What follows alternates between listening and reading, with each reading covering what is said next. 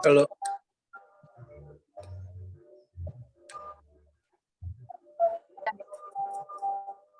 Kak cowok nggak ada sih, Kak? Kak, untuk PPT-nya Katri udah boleh di-share mungkin ya?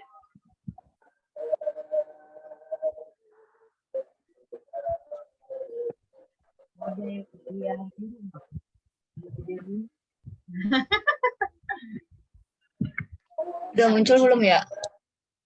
Sudah, Kak. Sudah.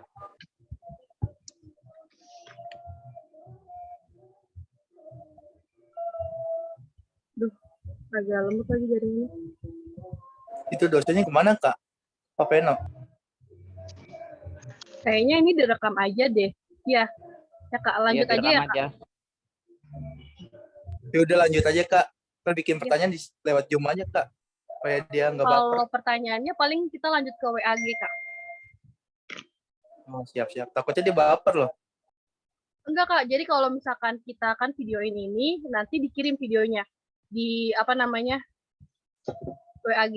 Jadi udah tahu kalau kita udah melaksanakan Zoom. Menurut teman-teman gimana? Lanjut aja ya? Oke, siap. Kita lanjut aja Kak. Berarti mulai aja lah. Iya. Baik. Assalamualaikum warahmatullahi wabarakatuh. Waalaikumsalam warahmatullahi wabarakatuh. Selamat malam teman-teman semua. Hari ini kelompok 3 akan mempresentasikan mengenai layanan konsultasi. Boleh ke bawahin Kak?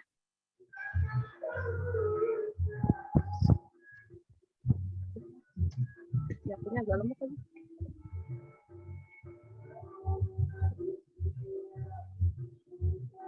Ya, itu bisa digedein Kak. Kekecilan ya. Tes.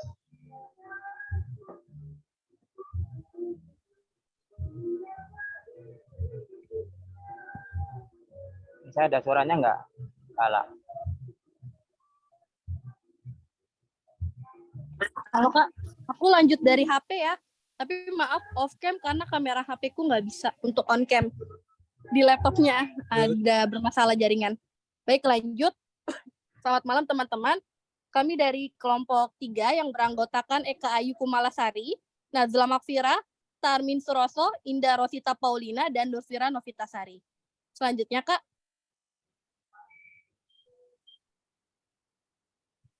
Baik, bisa dilihat ya teman-teman pada malam ini kelompok kami akan menjelaskan mengenai layanan konsultasi, tapi pada materi pembahasan asas dalam layanan konsultasi, tekniknya, pendekatan layanan, strategi, dan juga operasionalisasi dalam layanan konsultasi. Selanjutnya. Ya, baik. Pengertian layanan konsultasi.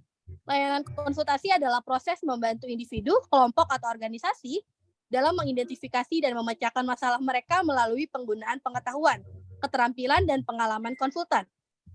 Layanan konsultasi dapat meliputi berbagai bidang seperti bisnis, keuangan, teknologi, pendidikan, kesehatan, psikologi, dan lain sebagainya. Dalam kehidupan kita sehari-hari, sebenarnya kita sudah seringnya melakukan kegiatan untuk berdiskusi gitu. Misalkan kayak curhat ke teman, curhat ke ibu kita atau ke ayah kita gitu. Tapi ada yang membedakan ketika kita itu sedang curhat dengan orang lain atau kita tuh sedang melakukan konsultasi dengan seorang konsultan. Perbedaannya ada pada materi pembahasan kita di atas tadi, pada asasnya, pada teknik penggunaannya, strateginya, dan juga operasionalisasinya, yang tentu membedakan antara kita bercerita kepada konsultan dengan kita bercerita kepada orang lain yang bukan konsultan. Berikut akan dijelaskan oleh kelompok kami mengenai asasnya. Silakan untuk yang selanjutnya. Ya, nih atas. Saya untuk asas-asas dalam layanan konsultasi, yaitu meliputi sini adalah keterampilan dalam pengetahuan, yaitu konsultasi harus memiliki keterampilan dan pengetahuan yang memiliki di bidang mereka. Terus kepercayaan, yaitu konsultan harus membangun kepercayaan dengan klien mereka melalui kejujuran, integritas, dan komunikasi terbuka. Objektivitas, yaitu konsultan harus bersikap objektif dan tidak memihak dalam memberikan sarana dan rekomendasi. Kesukarelaan, yaitu konsultan harus menjaga kerahasiaan informasi yang diberikan dalam klien mereka. Fokus pada klien, yaitu konsultasi harus memusatkan perhatian pada kebutuhan dan tujuan klien mereka, bukan pada kepentingan pribadi atau perusahaan. Bisa ke atas lagi, Patri.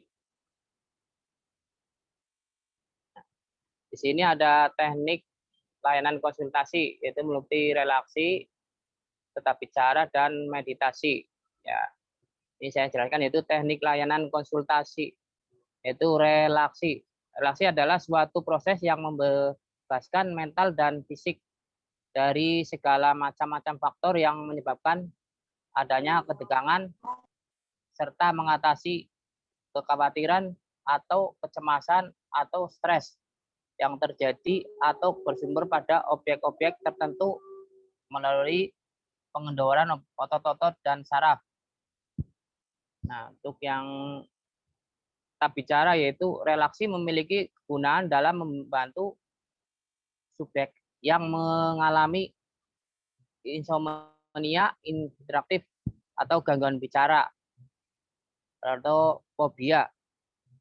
Ini ada meditasi ya. Berarti itu teknik yang dapat digunakan untuk menghilangkan kejenuhan dalam kehidupan sehari-hari menuju titik ketenangan dan memberikan kesempatan beristirahat adalah dengan cara mediasi. Untuk slide selanjutnya dibacakan oleh Kak Indah, silakan. Ya, pendekatan layanan konsultasi. Pendekatan atau approach dalam layanan konsultasi meliputi cara pandang dan cara berinteraksi dengan klien. Beberapa pendekatan yang umum digunakan dalam layanan konsultasi meliputi pendekatan psikodinamik, kognitif behavioral, humanistik, dan eksistensial.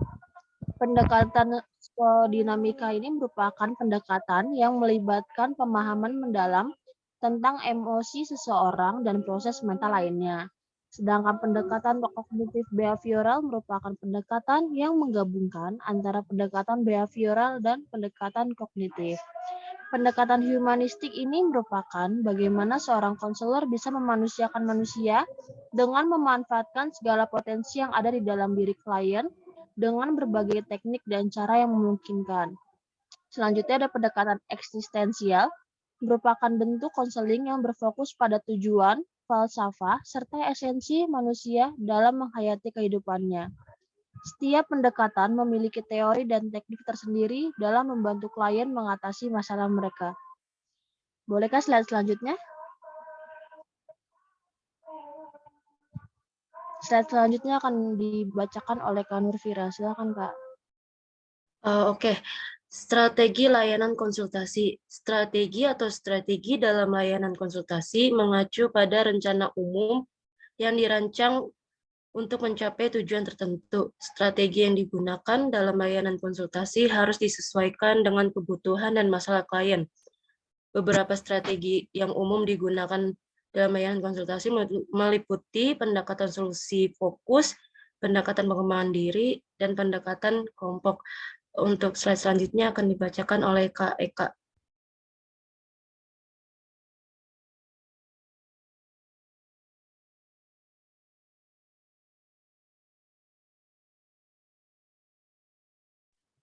Baik, untuk di slide ini ada tentang operasionalisasi.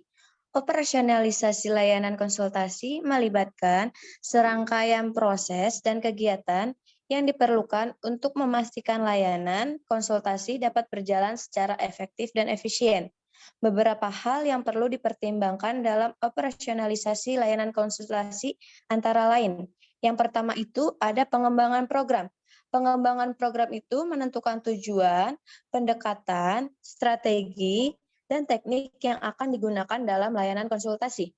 Yang kedua adalah rekrutmen dan seleksi konsultan, di mana di operasionalisasi yang kedua ini memilih konsultan yang memiliki kompetensi, pengalaman, dan kepribadian yang sesuai dengan kebutuhan layanan konsultasi.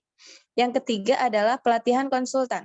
Pelatihan konsultan itu menyediakan pelatihan dan pengembangan untuk meningkatkan keterampilan dan pengetahuan konsultan dalam memberikan layanan konsultasi. Dan yang terakhir adalah evaluasi dan pengembangan program. Melakukan evaluasi secara berkala terhadap program layanan konsultasi, memperbaiki dan mengembangkan program sesuai dengan umpan balik dari klien dan konsultan. Oke, baik teman-teman, presentasi dari kelompok 3 sudah berakhir. Kami ucapkan terima kasih. Bila ada kesalahan, kami mohon maaf. Dan bila ada pertanyaan, kita lanjutkan melalui via WAG ya teman-teman. Terima kasih. Siap. Terima kasih. Sama-sama.